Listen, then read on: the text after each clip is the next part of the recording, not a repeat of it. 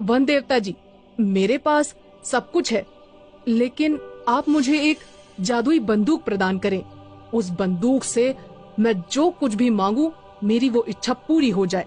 इसके बाद वन देवता कहते हैं, जैसी तुम्हारी इच्छा, मैं तुम्हें एक जादुई बंदूक प्रदान करता हूँ।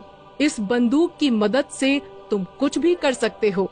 इसके बाद वन देवता उस फौजी को एक जादुई बंदूक प्रदान करते हैं और वहाँ से गायब हो जाते हैं।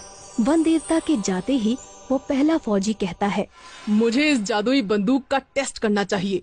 मुझे बहुत तेज भूख लगी है, मुझे शाही खाना चाहिए।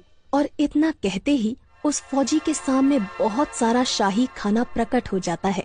वो फौजी खाना खाने लगता है। इसके बाद वन देवता दूसरे फौजी के पास पहुंचते हैं। दूसरा फौजी उस समय जंगल के पास मौजूद एक तालाब में नहा रहा था। वन देवता को देखते ही वो फौजी थोड़ा घबरा जाता है और कहता है, अरे तुम कौन हो?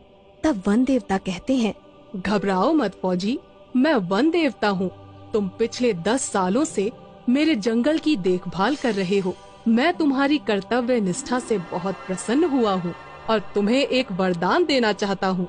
तब वो दूसरा फौजी पानी से बाहर आता है और वन देवता को प्रणाम करते हुए कहता है, प्रणाम वन देवता, मेरे पास एक अच्छी नौकरी है, घर परिवार है, धन संपत्ति भी है, लेकिन मैं बहुत बूढ़ा हो गया हूँ, इसलिए मेरे शरीर में अब वो ताकत नहीं रही।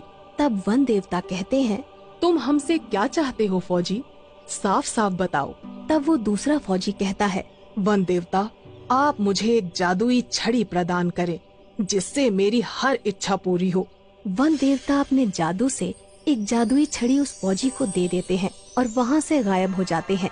जादुई छड़ी पाकर दूसरा फौजी बहुत खुश होता है और जादुई छड़ी से कहता है, हे जादुई छड़ी, मुझे फिर से जवान कर दो।